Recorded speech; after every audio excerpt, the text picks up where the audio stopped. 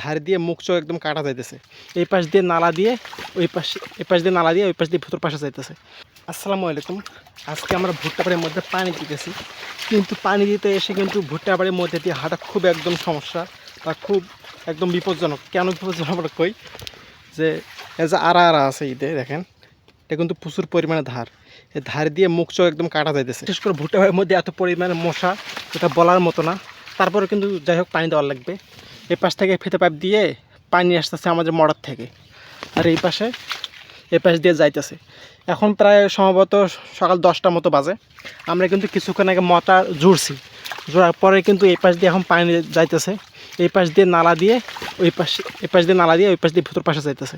তাছাড়া এই পাশ দিয়েও পানি কিছু যাইতেছে। একদম পানি অতিরিক্ত চাপ থাকার কারণে মানে নালা উছলে পানি যাইতেছে একদম এই পাশে। আর এই পাশে হলো আমাদের ভুট্টা গাছগুলো একদম ছোট ছোট, আপনাদেরকে দেখাই।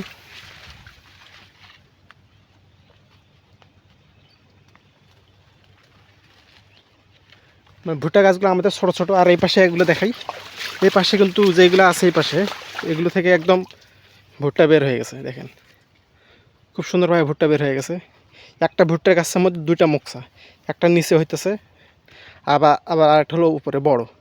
মানে প্রায় ম্যাক্সিমাম ক্ষেত্রে দেখা যাইতেছে প্রায় প্রতিটা ভুট্টা গাছের মধ্যে দুটো করে মুকসা। দেখেন উপরে এটা একটা, উপরে এ পাশে একটা, আবার এটা দেখেন নিচ পাশে আরেকটা। একটা গাছের মধ্যে তিনটে, মানে ভাবা যায়।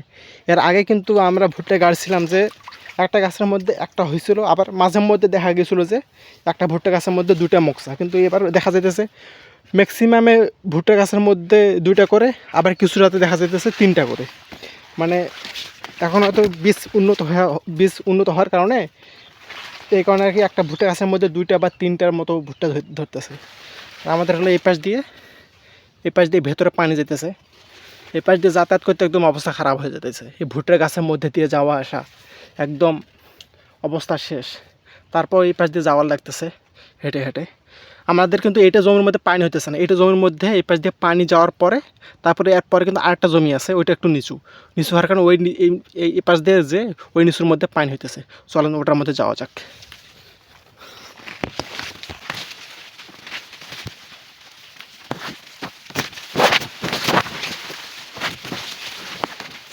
একদম অবস্থা খারাপ, হেঁটে আসতে আসতে আর অনেক দূর যাওয়ার লাগবে। এই সামনে একদম যাওয়ার লাগবে।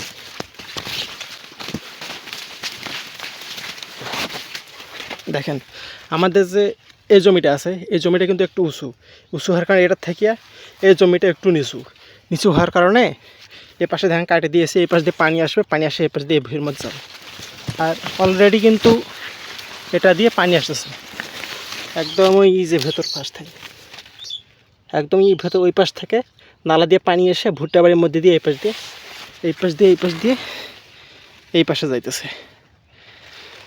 এই হলো অবস্থা। মানে পানি দিতে এসে একদম অবস্থা খারাপ। প্রায় পানি হইতে 3টা বাজবে, কারণ ভুট্টা বাড়ির মধ্যে কিন্তু পানি হয়তো অনেক সময় লাগে। এর আগেও আমরা পানি দিয়েছি, তখন গাছ ছোটো আসছিল, তখন কিন্তু সুবিধা আসছিল গাছ ছোটো থাকার কারণে। এখন তো গাছ বড় হয়ে গেছে, বড় হওয়ার কারণে এক পাশ থেকে আরেক পাশে যাতায়াতটা বিশেষ করে একদম কষ্টকর হয়ে গেছে। বিশেষ করে ভুট্টা গাছের জন্য, ভুট্টা গাছ দিয়ে একদম মুখ চোখ একদম কেটে যাইতেছে। আর ভুট্টা বাড়ির ভেতরের মধ্যে আর কি, যে এখন যেভাবে আমি বসে আছি, মানে প্রচণ্ড পরিমাণে গরম।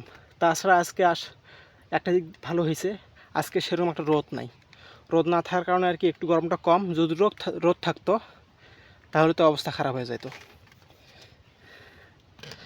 আশা করি আজকের মধ্যে হয়ে যাবে। পানি শেষ হওয়ার পরে আমাদের আবার সার ছিটে দেওয়ার লাগবে, কারণ আমরা কিন্তু প্রথমে সার দিই না। পানি হওয়ার পরে যখন সবগুলো ভুট্টা বাড়ির মধ্যে পানি হয়ে যাবে, তারপরে কিন্তু আমরা এই ভুট্টা বাড়ির মধ্যে সার দিয়ে দেবো ইনশাল্লাহ। এখন এই একটা দিয়ে পানি যেতেছে, একটা ভুঁই থেকে আরেকটা দিয়ে, আরেকটা গই থেকে আরেকটা, এভাবে হইতেছে। এভাবে হোক, কারণ প্রতিটা গই তো কেটে দেওয়া সম্ভব নয় এই এত ভুট্টা জমির ভেতরের মধ্যে। তো সবাই ভালো থাকবেন। আসসালামু আলাইকুম।